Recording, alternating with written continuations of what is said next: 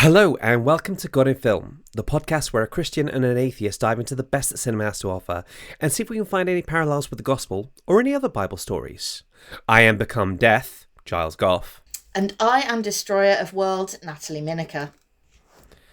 And today, for this very special episode, we're going to be looking at Oppenheimer, Christopher Nolan's adaptation of American Prometheus by Kai Bird and Martin Sherwin. Now, this probably won't be the usual type of episode where I find some incredible minutiae and say, well, that's quite interesting because that links back to Job 3 verse 2 or whatever. This is actually really just trying to take some time to actually process the thoughts that came up in that after seeing that film. Like a lot of people out there, I did the Barbenheimer, or technically I did the Oppenbarb after I'd seen the film. I had about 55 minutes in which time I had to go back, pick up Claire, sort the babysitter, and then go right back in order to see Barbie. So you suffer for your art, don't you, Giles? Well, basically, the film critic community, they saw that it was an obvious bit of counter-programming, Barbie versus Oppenheimer. And obviously, when it's counter-programming, the idea is the people who are going to see Oppenheimer won't be the people who want to see Barbie and vice versa. And it's quite frustrating because that posits that you're either a serious, thoughtful, weighty intellectual, or that you just like fun things that are sweet and nice and make you laugh. And film Twitter and the film community in general just went, no.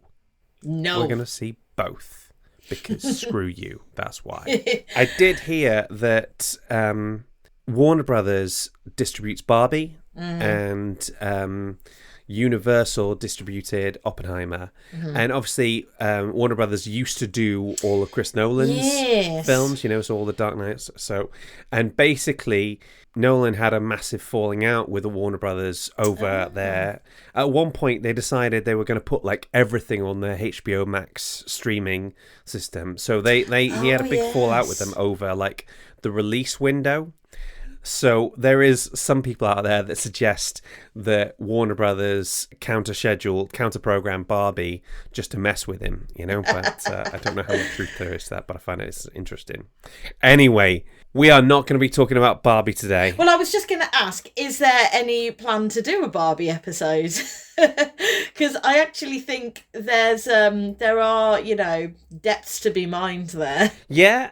There's Plato's Cave and there's lots of other stuff in there. The reason why I do this podcast, or the reason why that I have any drive to do this sort of thing at all, is because I want to be able to say something I don't think anybody else has thought of yet. And as best I can tell, every possible thought about Barbie has been had and has been sort of put out there. My good friend Shahina Udeen, she looked at whether Barbie was just about white feminism or intersectional. She argued that it was intersectional in the Radio Times. You should sort of check that out. You decided that Barbie had like a Buddhist sort of angle to it. Yes. Mrs. Fisher, the media superstar, she was like, oh wow, this is so postmodern. I'm like, yes, postmodernism is my jam. I just couldn't see any way of linking it to the Bible. And my thinking is if there's a white male who doesn't want to make everybody listen to what he has to say, then maybe you guys should embrace that. Do you know what I mean? Coming back to the film we're actually here to talk about. Yes. Nat, how did you feel coming out of Oppenheimer? Enjoy is a hard adjective to use for this film because it's like, yes, it is a wonderful piece of filmmaking, but you don't always feel particularly comfortable while you're watching it because of the content itself. But I thought it was brilliant, and I really felt like I learned a lot about some historical events that I wasn't even aware of. Like, obviously I knew about Hiroshima and Nagasaki and had heard of Oppenheimer, but I didn't really know that much about the Manhattan Project, and I had no idea about Oppenheimer's, like, what happened to him afterwards with the hearings. And I think that's, I think there's a lot of people who were being educated about stuff that we probably should have known. As you know, my dad was a nuclear engineer. He was like shift charge at Wilver Power Station for a lot of years, and in an attempt to kind of to have something to talk about with him, I sort of cultivated an interest in sort of nuclear power and nuclear energy. But the problem is my brain just isn't very good. As soon as there are maths brought into the equation, my brain goes, okay, I'm done. I'm going to go play on the swings. I'll see you later. So if I can't handle the science of nuclear fission or anything like that, the closest thing my brain can do is it can look into the history of a thing. So that's why I go to on that particular front. I first learned about the name Manhattan Project, I think possibly from you, because Was it through Watchmen? Watchmen, yeah. Why is he called Dr. Manhattan? And it's like, oh, well, there was the Manhattan Project. Yeah, same. Can I just say, I think you're being slightly harsh on yourself. I consider myself to be quite good at maths, and nuclear stuff is just beyond my ability to comprehend. So I don't think that's a you thing. I think that's just a normal people thing. Very good. Okay. All right. Now, without further ado, let's get into Nuts Facts. Nuts Facts. Oppenheimer is a 2023 biographical drama film written and directed by Christopher Nolan and starring Cillian Murphy, Emily Blunt, Matt Damon, Robert Downey Jr., Florence Pugh, Josh Hartnett, and I could literally just keep going on. Like Gary Oldman's in there. He plays Truman. Yeah, thank you. The film chronicles the life of American theoretical physicist J. Robert Oppenheimer and his work on the Manhattan Project, the top secret development of nuclear weapons during World War II. The movie was released on the 21st of July 2023 and to date is Nolan's longest movie, running at a bum-numbing 3 hours. Didn't feel like 3 hours, though, did it? Absolutely didn't. And this is a fact that keeps getting passed around, and it's come from Nolan himself, that the entire reel of IMAX film stock used for the production is 11 miles long and weighs 600 pounds. So if you go and see it in full IMAX, they've had to bring it in on the back of a truck. Cillian Murphy has appeared in more Nolan films than any other actor except... Christian Bale? No, Michael Caine. Michael Caine. So Cillian Murphy has appeared in more Nolan films than any other actor except Sir Michael Caine, who appeared in 8. Coincidentally, Oppenheimer is the first Nolan film since 2002's Insomnia that does not feature Michael Caine. So there is no place for Mr. Michael Caine in Oppenheimer. Which is weird because there was a place for literally everybody else. Yeah, like everyone's in that film. So I kept watching it going, oh, it's him. Oh, it's her. Okay, so another fact, Matt Damon, who plays Leslie Groves in the movie, was on a break from acting as a promise to his wife with one condition. He would only go back to work if Christopher Nolan called. I mean, you would, wouldn't you? Nolan offered Damon the role in Oppenheimer, and Damon, of course, said, yeah. And I'm thinking, I don't know who his wife is, but, yeah, you would, wouldn't you? I love that because I read that about that fact as well. You know what this is like. There are negotiations you have within a marriage. Well, darling, I really need this camera. Do you really need that camera, or do you want that camera? I want that camera. Well, then no, sod off. I'm going to take a break from acting. Okay, you're going to take a break from it. Yeah, okay. Unless Christopher Nolan calls. Yeah, obviously, unless Christopher Nolan calls. My God. I imagine that the phone call... I imagine he puts down the phone and he says to his wife, that was Chris Nolan. And she just looks at him and goes, well, what the hell are you doing? Stand here. Get out. Go do it, Don't leave him waiting. I'm just picturing Christopher He might Nolan. change his mind. And then he'll give the job to Ben Affleck. Oh, no. Well, his brother was in it. There's another person who was in that film. But no, I just imagine Christopher Nolan standing with a boombox outside Matt Damon's house in the rain, playing a song for him, trying to get him to come and join his film.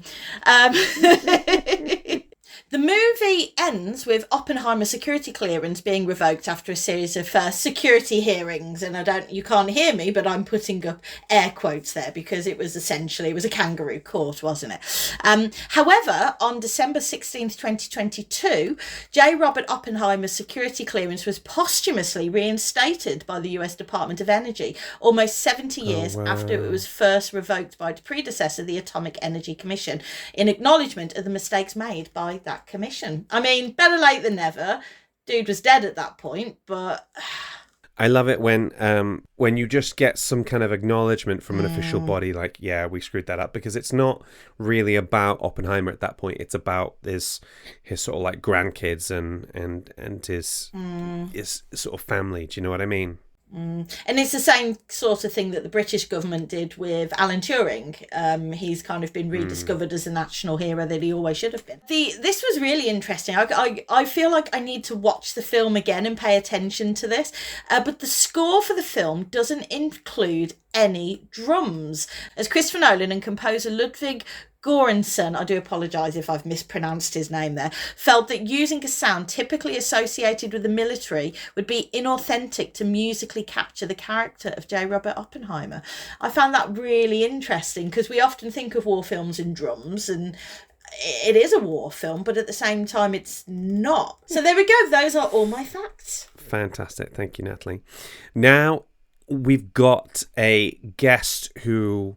he can talk about the Second World War like he was there, because, well, frankly, I haven't ruled out that he actually was. I'm going to let him introduce himself. Hi, my name's Tim Cloak, and I'm a history teacher from Devon with a special interest in the 20th century and military history. So hopefully I'll be able to answer Giles's questions today. Tim, thank you so much for joining us again. You've become like one of our absolute regulars on this podcast. Basically, if anything happened in the past, then we bring you in to talk about it. Well, I'm very happy to be a history specialist for you. I just hope that I can do the goods. Okay, so let's get into it. Obviously, a large part of Oppenheimer is devoted to not just making the bomb, but also when they start thinking about alternatives to dropping it on a civilian population. What were some of those alternatives, and why were they, well, for want of a better phrase, ignored? Well, it's one of those really huge questions of 20th century history, and I don't think there is a simple answer to it. I've not yet seen Oppenheimer. I'm hopefully seeing it on Friday. Okay. Things take a little bit longer to happen down in Devon. It's just how it is. So I don't know how the film ends, although I reckon I can probably guess at least some of it. But this is actually something that I look at with my students. We do it in a slightly more simplified way. They're about 14 when they're doing this in class. But it means that I'm pretty familiar with the historiography over the decision that was made and why they came up with it. Really, it boils down to 4 main options that they had to try and end the war against Japan. In no particular order, those options were the dropping of the atomic bombs, which is, of course, what actually did happen. A demonstration of the power of those weapons to try and intimidate Japan into surrendering. The invasion of the Japanese home islands. And the other one being conventional bombing. I say actually there's 4. There's 5. I suppose there's the one that actually did happen and 4 alternatives. The last one is one that I'll probably expand upon the most, because I think it's such an ignored one, and that's the naval blockade of Japan itself, which was another option. Right. So ultimately, Allied commanders, led by the USA, they had 5 options, including the dropping of the atomic bombs. Okay. Talk us through some of those options then. So was the plan to sort of show them footage from the Trinity test on one of those possible alternatives, or what? Well, this is the interesting one. I don't think the demonstration theory really got much momentum behind it for a couple of reasons. First of all, there were not many of these bombs at all. So using one in a demonstration would deplete the stocks of an incredibly powerful but incredibly expensive weapon, which is a horrible way of looking at it economically, but that was a consideration. But there were other problems with it as well. Showing them footage would not be believed. You know, much as today we doubt the things that we see in video footage, so it could have been doctored or it could have been a trick in some way. It would have probably had to have been a live demonstration. Where would you arrange that? How would you get the Japanese to agree to turn up to it? All of that would have been tremendously difficult. Another problem with doing that is, would the Japanese really have believed that the Americans had more of these bombs, or whether they would be prepared to use them? And I think the third one is, what if it didn't work? What if they get all that together, they press the big red button, so to speak, and it just doesn't work? That's possibly going to be a huge backfire. So the demonstration theory probably wasn't a realistic one.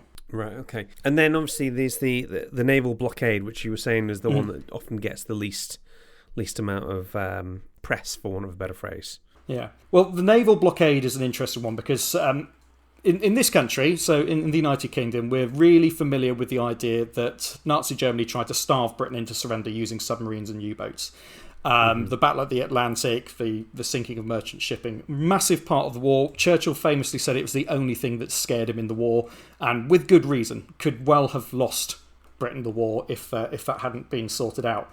Well, the Americans were doing very much the same thing to the Japanese in World War II, except unlike the Germans, they basically succeeded in doing it. There were other Allied submarines out there, a small number of British and Dutch ones as well, but it is a predominantly American effort. To get statistical for a moment, and then to go on what the effects of that actually would have been. In 1944, so the last full year of the war, the Americans primarily sank 2,380,000 tons of Japanese ships, which is a huge amount. They didn't sink that much in 1945, but that's more because the Japanese had simply just about run out of ships. So in the entire Pacific War, American submarines sank over 2,000 Japanese ships, and by the end of the war in 1945, so in August 1945, Japan was down to about 23% of its pre-war merchant shipping fleet. So over 75% of all of their merchant shipping fleet had been sent to the bottom of the Pacific. And Japan was in a similar position to Britain in terms of being an island nation with a similar sized population, about 31 million or so. And the prospect of them having to rely on imports, and those imports being completely severed, was an absolutely catastrophic one. So the naval blockade is one that likely would have forced the Japanese into surrender within about a year of it happening. I say that with a certain provisos, because that's assuming that the Japanese High Command would have taken the suffering and starvation of the civilians as being a pretext for surrender, when of course it was completely contrary to their way of fighting and their beliefs. But it seems hard to believe that even Japan could have fought on for much more than about a year with a naval blockade like that. Also, a naval blockade. You can tell me if I'm wrong here, but I mean, naval blockade is still quite like a large, significant target for the Japanese. Either the Americans aren't necessarily able to do it completely safely for that period of time, are they? No, I mean, submarine warfare was always one of the most dangerous parts of warfare at that time, but you've got to understand that a little bit like it's kind of the opposite situation to what happened in the Atlantic, where German submarines became very much the hunted by the end of the war. The Japanese shipping losses and their naval losses also to things like air attack were so hugely severe that their ability to counter American submarines and aircraft was by 1945 falling apart as well. There's a reason why by the Battle of Okinawa you've got a significant proportion of the Japanese attempt to strike back at surface fleets being suicide attacks by kamikazes, because trained pilots, good quality aircraft with a good survivability rate were by that point very few and far between, sadly. It's interesting you brought something up there about Okinawa, and I think, if I'm right, I think you told me when we first talked about this last week that Okinawa was almost seen as like an example of what a Japanese invasion might be like. It might be one of the most compelling reasons for dropping the bomb, because it'd be quite bloodthirsty. Yeah. Could you expand on the Battle of Okinawa? Yeah, sure. I mean, Okinawa is a frankly horrific battle, even by the standards of World War II. It's really quite a chilling one. You've got military forces, you've got civilian forces. Well, the suffering of civilian militia, for example, on Okinawa was really significant. The line between who was a civilian non-combatant and who was a mobilised Japanese soldier were increasingly blurred by this fight, and that was encouraged by the Imperial Japanese Command as well. I mean, if you try and look at the strength of Japanese forces in Okinawa before the battle, you're looking at around about 70,000 military personnel and about 30,000 mobilised civilians, with the result that it becomes pretty much a battle of annihilation. So a lot of the extrapolation of what might have happened with an invasion of Japan itself, and we've always got to stress this is counterfactual, it never actually happened, so we can only estimate, is if it had followed a similar sort of loss pattern as the Battle of Okinawa, we are talking something that would have been truly catastrophic, probably the worst battle of the whole of the Second World War. Statistics, as I think I've said to you before, are really reductive, aren't they? But we're looking at around 110 to 120,000 Japanese people killed in the Battle of Okinawa, out of a mobilised population of maybe 130,000. I think that is virtually, and everyone who was mobilised was killed in some way. You had suicides of civilians who felt that they wouldn't want to be occupied by the Americans. So whereas you've got the Japanese defensive forces and many of their civilians virtually wiped out in the fighting, you've got figures for the Allied side, which are only about 10% of that. So about 12,500 Allied killed, most of them Americans, and about 50,000 total casualties, which, while catastrophic, are much smaller compared to the Japanese losses. And but even if we take that into account, then extrapolate it onto an invasion of the Japanese home islands itself, we're looking at something that's far more big. I know one of the topics about World War II that you know a little bit about, because of family connections, for example, is the D-Day landings. My grandfather, he was a Normandy veteran. He wasn't at D-Day, but he was there. When I growing up as a kid, when you hear that he was at Normandy, but he wasn't there at D-Day, you're like, oh, well, okay, well, it was probably quite nice and safe by that point. And I'm like, no, absolutely not. That was not the case in the slightest, So, yeah. As you appreciate, it's nothing of the sort, is it? I mean, it's for months and months after D-Day itself, the fighting continues to secure the bridgehead. D-Day is the biggest amphibious operation in history. It's the sort of thing that couldn't take place today because of the other part of our chat, which is going to be nuclear weapons. It just wouldn't be possible with modern weapons technology. But we're talking about an invasion of the Japanese home islands that would have probably included about 6 million Allied service personnel, including my own grandfather. He was out in Burma. I've got sort of a bit of a vested interest with my interpretations of this, because I know that very likely my granddad would have fought in the invasion of Japan and maybe wouldn't have survived it. He'd already had an absolutely terrifically awful war, and it would have only got worse. Then on the other side of that, when you're looking at the stakes for Japan, and I've taken my figures for, today from a book by R. Frank, which was written in 1999, but based upon intelligence estimates from the time. They're looking at Japan having 4.3 million soldiers, so fewer than the Allied forces, but how many of their civilians would they have mobilised as well? We do know that Japanese schools, for example, were instructing school children on how to stab American soldiers with carpentry tools, for example. So we are talking about a truly apocalyptic event if it happened. But it didn't. So there's only so much we can talk about in terms of how awful it would have been, because frankly we just don't know. But the projections were looking very, very bad.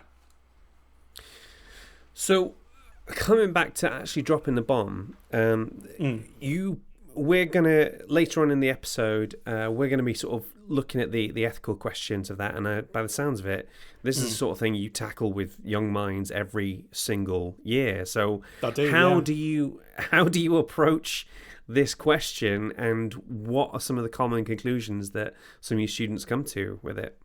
I think it's worth pointing out as well that it's all very well for us here in 2023 to be looking back on these events, but something else that they wouldn't have had in 1945 is our moral qualms and taboo over the use of nuclear weapons.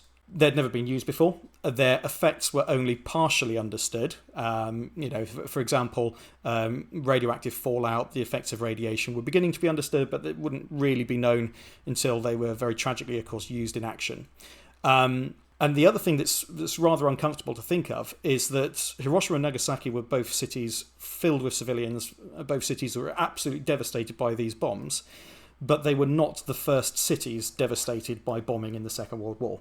The firebombing of Tokyo killed a similar number of people, the difference being that this was not just one plane and one bomb per city. We're talking, maybe 40 raids using hundreds of B-29s, dropping firebombs over a course of weeks and months, but the result very much the same. They did like a letter bombing campaign after Hiroshima, didn't they? They dropped letters over cities, telling people to flee the cities and to implore their leaders to surrender. And I think there was something like, we have this new bomb which is the equivalent of 20,000 of our B-29s or something like that. I think there's a certain amount of that, but there's a little bit, from the reading I've done, I think it is a bit of a myth to say that the Japanese were being warned about this new weapon. Curtis LeMay, who was in charge of US Air Forces over Japan at that time, those letter campaigns did happen, but I've not found really good evidence that they specifically mentioned the use of these new bombs or whether it would have been believed even if they had been. And it was much more about, dare I say, to use a kind of a biblical metaphor, a fig leaf for the American bombings, saying we're trying to be humane when actually it was just a tiny cover for what they were probably going to do anyway. I think that there is possibly an argument to say that the very worst outcome that could have happened for Japan at the end of World War II would have been the naval blockade, because the American planning over that was planning for the contingency of causing literally millions of civilian deaths through starvation. And that would have been the only way to force the Japanese leadership to any sort of negotiating table. Because even after the dropping of that first bomb, the leadership was still split over whether to surrender or not, and it took the emperor himself to break the deadlock. And even the Americans gave a tiny, well, I say the Americans, the Allies gave a tiny bit of wriggle room where they demanded an unconditional surrender, but eventually agreed to allow the emperor to carry on as head of state, which he did, of course. Hirohito carried on as Japanese head of state for decades afterwards. So I would never play down the awfulness of the bombing of Hiroshima and Nagasaki. But when you look at some of the alternatives from the standpoint of overall human suffering, I think that there is a conclusion there that it wasn't the worst that could happen. And I say that with the most gritted of teeth. Yeah. Tim, whatever I bring you on for the next show, I can guarantee it will have to be cheerier, because there simply can't be a worse option than this one today. Thank you so much for bringing the knowledge, as always. We know you can be counted on. We absolutely love having you on the show. Thanks for having me. I'm off for a cup of tea. Hey guys, it's Editing Giles here. This interview with Mr. Cloak was really enjoyable, with incredible amounts of knowledge, to the point where I had to be reminded that we're not actually a history podcast. So if you'd like to hear the full interview in all its granular detail, you can go to www.patreon.com/God in Film Podcast and sign up to our Bishop Waller-Bridge tier to hear it, along with additional interviews and special bonus episodes like our God in Music and God in Gaming episodes. And now, back to the show. So, Nat, that was Tim Cloak. What do you think?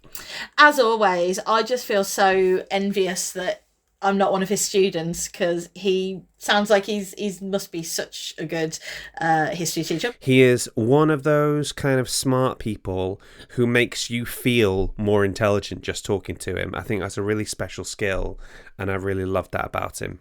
Now it's time for Finding the Faith in the Film. Da, da, da, da, da, da, da. I've been practicing. I've been rehearsing all week. Awesome sauce. So, as I said, I had only 55 minutes to process my thoughts on Oppenheimer after it finished, before going into Barbie. A week later, I wrote an article about it for Premier Christianity, and that still hasn't quite been enough time. So you and I are just going to chat through some of the moral quandaries, some of the existential dread provoked by this film. And my main thing I'm going to be looking at is, how should a Christian respond to the moral questions posed in Oppenheimer? As I see it, that breaks down to two separate but interconnected questions. So firstly, should they have made the bomb, and should they have used it? So to answer the first question, we've got to step back a bit. Oppenheimer is a film that is concerned with chain reactions, and if I was looking for like the first link in that chain, it would have to be the first successful attempt at splitting the atom in 1938. Did you know that it was a woman involved with that? Yes, I think I'd heard that, and unfortunately I think, like most scientists in the first half of the 20th century, if you don't have a penis, you don't get a citation. Yeah, so it's Lisa Meitner, I think, had a lot to do with it, but she was constantly denied recognition because she was both a woman and a Jew. So, Double threat. I mean, So yeah, a lot of people say Meitner should have been awarded the Nobel Prize along with a colleague, Dr. Otto Hahn. But from that moment, and they do it, they sort of get the point across beautifully in the film when the guy runs in, he sort of runs out of the barber shop holding the newspaper and shows them that it can be done. And it's when you know something can be done, then it's all about making it happen. Does that make sense? You know, obviously the other thing is splitting the atom always seemed a bit weird. So the way I understand it is the neutrons smash into the electrons, or the electrons smash into the neutrons, and the neutrons then split up, and then they create more neutrons split up, smashing, and it creates a huge amount of energy as all these things are kind of pinging off in each other and just keep on pinging all over and over. Yeah. And it creates massive amounts of energy. And this is effectively like the starter pistol in the race to harness this energy into a bomb. And Hitler has access to some of the best theoretical physicists in the world. There's one bit, do you remember early on, he meets Heisenberg? So I first heard about Heisenberg from Star Trek. Yeah. Heisenberg's uncertainty principle, I think, is something like if you can know the mass of an atom, you can't know the speed of it. You can know the movement or the speed or the location of particle, but not both at the same time. This is why I love you. You're so much smarter than me. No, you know? because I've probably got that wrong. Weird stuff. I don't really understand it. I remember hearing about this because in Star Trek, there's the Heisenberg uncertainty principle is a real problem for their transporters. So one of the technical advisors on Star Trek just put in the Heisenberg compensators. You know? That's Michael Okuda who came up with that. So at one point, a theoretical physicist rang him up and said, "How do the Heisenberg compensators work?" And he just responded with, "Very well, thank you." You know? Love that. So what I found enjoyable was that Murphy's Oppenheimer points out in the film that the only advantage they have is Hitler's prejudices will prevent him from truly focusing on the work of these physicists because of their Jewish origins. Yeah. And it always blows my mind that if maybe Hitler had been a little less racist and a little less anti-Semitic, he might have actually won the war, which I find absolutely mental. Wow. You know? And as obviously, as Oppenheimer says in the film, I know what it means if the Nazis have a bomb. If Hitler had a bomb, I don't think he would have shown nearly as much restraint as the Americans did. Yeah, and I think it's one of the things that, like, when we talk about, should the Americans have done it and developed the bomb and that started that chain reaction. But the fact is, I don't think they really had a choice, because somebody else much worse than them was already doing it, and it's like their hands were tied. Like, what could they do? Just sit back and go, well, we're going to take the moral high ground on this. Yeah, that's the problem. Like, if you're looking for where you stop the chain reaction, we have to go all the way back to the first thing, or it's so. It does feel like a domino effect. Well, if this, then that, and if this, and so on and so forth. If you want to see an idea of what it would have been like if Hitler had gotten the bomb first, I'd highly recommend checking out The Man in the High Castle. Love it. I think on Amazon Prime. Yeah, I've watched it all. It is really such a good show. Yeah, it's a slow burn. It takes a while to get there, but it's definitely worth it. Yeah, such a good show. So, with all this in mind, I think it's easier to justify the decision to begin to develop the world's first nuclear weapon. You have to remember, Hitler also had Werner von Braun, Braun, who was the man who was developing the V5 rockets. So not only would Hitler have the bomb, he would also have a delivery system that was like nothing else. So as I say, the decision to begin building this weapon seems a lot more justifiable to me. How it was used, on the other hand, is a much larger discussion. It's perhaps not surprising that many of the voices most vehemently opposed to the use of the bomb came from the scientists that helped to create it. They try all the other possible options, the idea of a demonstration for the Japanese, and Tim beautifully pointed out all the reasons why that wouldn't have worked. They wouldn't have believed video footage.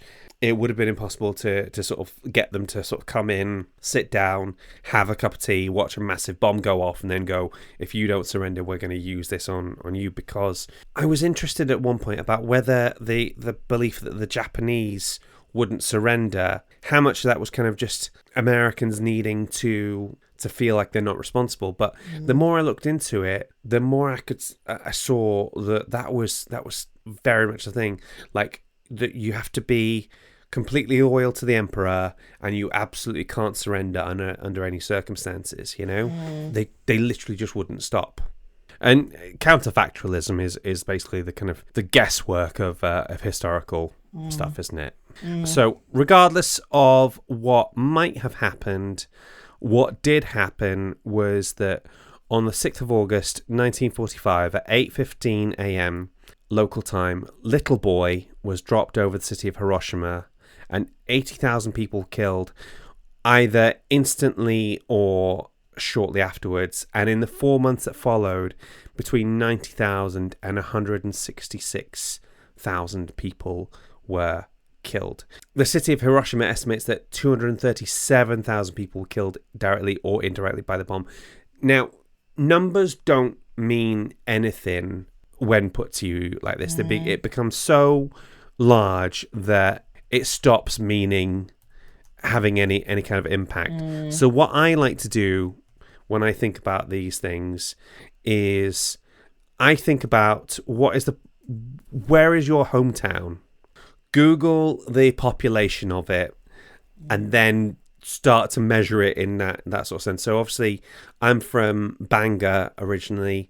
The population of Bangor is 16,358 people, at least it was in 2011. And if you then start to multiply that in terms of how many people that, how much sort of space that is, that's the way I can able to get a sense of it. Do you know what I mean? Like, I want to do this for my hometown now. How many people did you say it was that had died? So 80,000 people were killed almost instantly. Mm-hmm. So that's Kidderminster's a population of 57,000. So that's like a Kidderminster and a bit, which is crazy. Again, I only seem to think in Welsh terms. So that's the entire population of Anglesey. Wow. All wiped out, And you have to personalise it to yourself, because otherwise it's just numbers, How many say 250,000? 237,000 killed either directly or indirectly. So where I live right now in Trafford, which is sort of a borough of Manchester, that comes to 236,000. So you imagine where you live, and you imagine every single person wiped out there, and how far you'd have to go before you saw another person. That's the best way to try and put this into a sense of scale. Another good way to envision these massive numbers is how long it would take you to count if you counted one death per second. So I've just done a little bit of working out. So 237,000 seconds is 65.83 hours, which is, I'm just rounding up to 66 hours. So it would take you 2 3/4 days to count if you counted one person per second. So I always find that quite a good way to try and envision those massive numbers. And then obviously, if that wasn't enough, they dropped a second bomb on the city of Nagasaki 3 days later. What I learned was that the Nagasaki bomb was actually more powerful, but the devastation wasn't quite as much, because Nagasaki was in a valley, so it kind of holds some of that in, whereas Hiroshima was a wider kind of flat plain, so it spread for further. So Tim talked about the naval blockade. He talked about what a Japanese land invasion would have been like. And if we look at Okinawa, which is where they actually did do a land invasion, I think we covered some of that in our Hacksaw Ridge episode. Okinawa is it's just under twice the size of Anglesey. And for that, they lost 12,000 Americans, 100,000 Japanese, and somewhere like a nearly 100,000 native Okinawans, 1,700 schoolboys between 14 and 18 were put into frontline service. So this gives an idea of the extent Japanese forces were willing to go to fight off an invasion. And that is just for one tiny island. In essence here, we're brought back to the trolley problem. Nat, can you explain to people what the trolley problem is? Yeah, so the trolley problem is a really famous thought experiment from the philosopher Philippa Foot. I'm sure probably most of the people listening to this have heard it or some version of it. Essentially is, imagine you have a train going down a track. The train's a runaway train. If you do nothing, that train is going to hit and kill 5 people. But there's a lever at the side of the track. If you pull that lever, the train gets diverted onto a separate track where the 5 people will be safe, but there's one person on that track who will be killed by your action. So the whole point of the trolley problem, it's a thought experiment. It's not meant to be like a trick where there's a secret answer where you get to save everyone. It's all about testing the limits of our ethics. So most people agree that the trolley problem, the solution is it's ethical to pull the lever because you're going to save the 5, and even though it will kill 1, ultimately you end up saving more lives. And there's loads and loads of different variations on it. And I think it's often one that gets talked about with should the Americans have dropped the bombs on Hiroshima and Nagasaki? Because the argument is you killed, over 200,000 Japanese, but if the war had carried on, then many, many more people would have died. But personally, I feel that the trolley problem, there's a limit to how far you can push that metaphor, because in the original trolley problem, you can see the 2 outcomes. You know that if you do nothing, 5 people will die, but if you pull the lever, 1 person will die. But the difference is when it comes to the question of was it ethical to drop the bombs on Japan, you can see what happens if you do it, but you don't know what's on that other track. We have lots of arguments and evidence for, like, if we hadn't have dropped the bomb, then these are the outcomes, but ultimately we don't know 100%. And the trolley problem kind of relies on there being absolutes. You're right, we don't know 100%, but we do know 90%. I think your argument here is one of degree rather than category. We have a really good idea what could have happened there. It's like if you'll find your car driving straight towards a tree, you don't know exactly what would happen if you didn't slam on the brakes, but we've got a pretty good idea. I don't know. I don't think it's necessarily that clear cut. No, I think we're just going to have to agree to disagree. I feel like we're going around in circles on this one. Yeah, fair enough. The trolley problem, the thought experiment, essentially is summing up a point from utilitarianism, which is an idea that comes up from Jeremy Bentham around the time of the Enlightenment. He comes up with this idea that utilitarianism is the greatest happiness of the greatest number that is the measure of right and wrong. It's not a bad measuring stick, obviously, to make moral judgments, but for Christians it can present something of a challenge because it has no moral absolutes and any act can be justifiable under the right circumstances. Another thing about Bentham's thing is, I think in one version he says the greatest happiness, but in other versions he says the greatest pleasure for the greatest number. And there's questions about whether somebody's the most pleasure for the most amount of people is worth intense pain for one person. Perhaps the most Christian spin on this concept came from 20th century thinker Joseph Fletcher. Have you heard of him? Oh, vaguely. Right, okay. So Fletcher believed people could break conventional moral rules in certain situations, provided it was for a loving motive. In sort of Christian apologetics, he was trying to find a middle ground between legalism, doing what the law tells you because it's from a higher authority, and antinomianism, which is a doctrine according to which Christians are freed by grace from the necessity of obeying Mosaic law. He was trying to find like a middle ground between those 2 points, and his whole thing was only one thing is intrinsically good, namely love, nothing else at all. And this is something that I've heard echoed by other things like Nick Page from the Mid-Faith Crisis podcast. He said he echoed a line where he said something like, just love everybody, the rest is details. And when you think about this, proponents of situation ethics point to Matthew 4, where Jesus is berated by the Pharisees for allowing his followers to eat grain despite that being illegal on the Sabbath. So he replies, haven't you read what David did when he and his companions were hungry? He entered the house of God, and he and his companions ate the consecrated bread, which was not lawful for them to do, but only for the priests.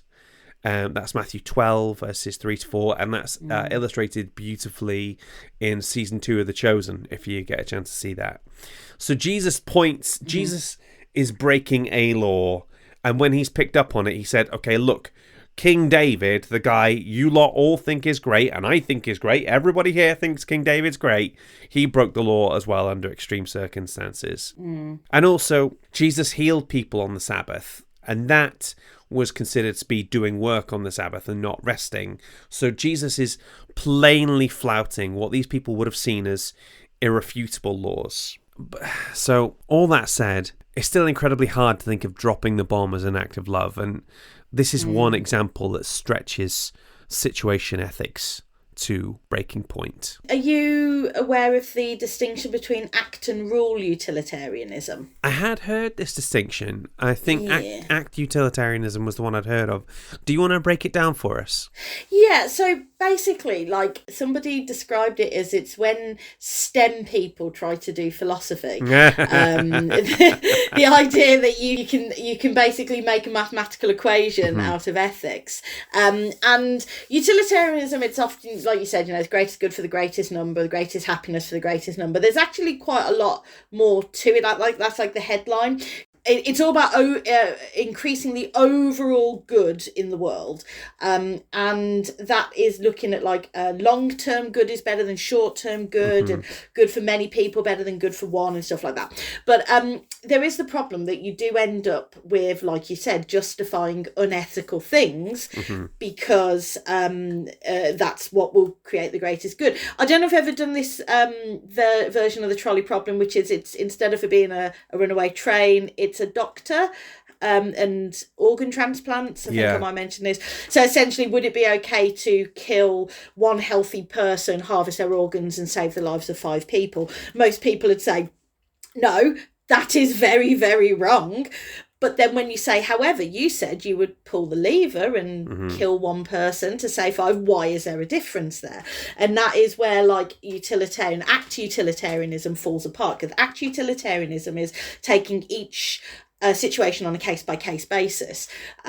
So you don't look at the kind of long-term outcomes. Like in this particular case, killing one person, taking their organs and saving 5 would create more happiness. However, do we want to live in a world where people can just be randomly snatched off the street and have their organs harvested?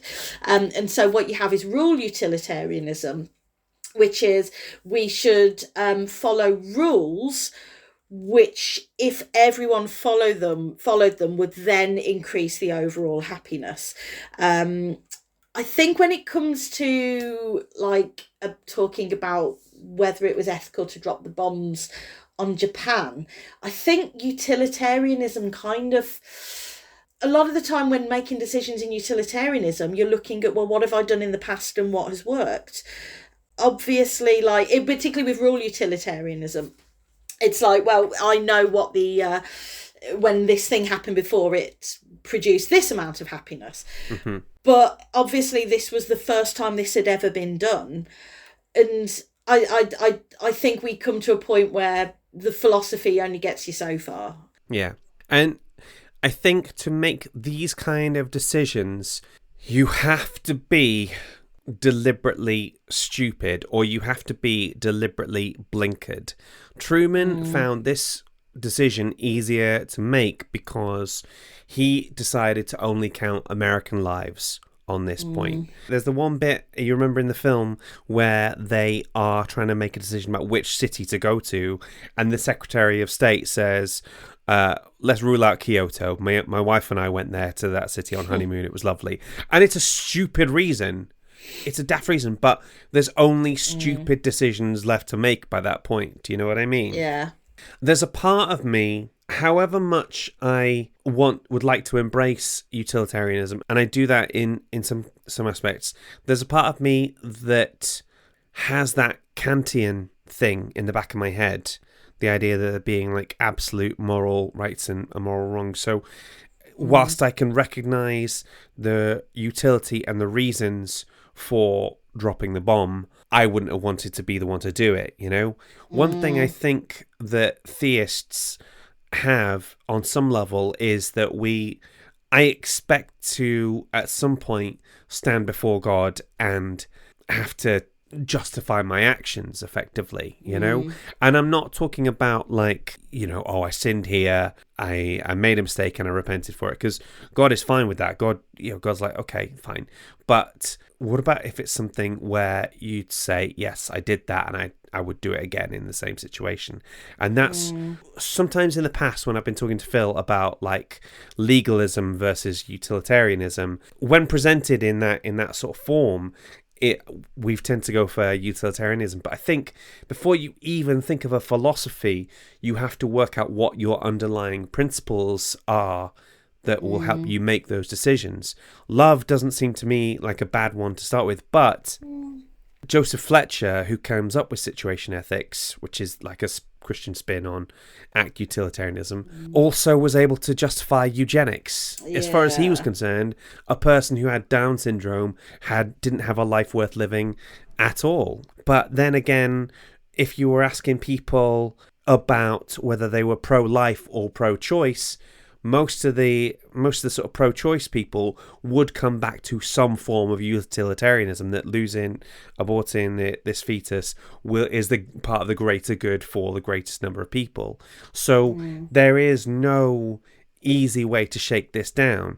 You have to be deliberately stupid. So wherever you land on the necessity of dropping the bomb, no one could have come out of this film thinking that any future use of a nuclear weapon could be a good thing. Do you know how many nuclear warheads Britain has? I'm going to have a guess at 30? 270. Oh my God. 270 nuclear weapons.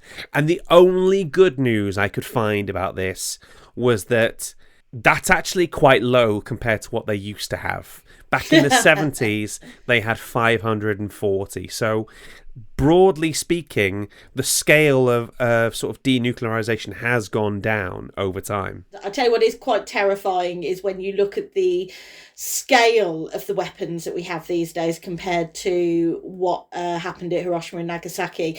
Have you ever heard of the Tsar bomb? It's something ridiculous, like 50,000 times Hiroshima or something like that. Don't quote me on the exact numbers. The mushroom cloud that it created was basically up into like the upper atmosphere, and that's the biggest bomb that's ever been detonated. Are you googling Tsar bomb now? No, I'm actually going to something I go to when I think about this. It's called Nuke Map, nuclearsecrecy.com, where you can pick a point on a map anywhere in the world. Oh, yeah. And you can choose which type of bomb. So if you ever need a sense of the scale, that's going on.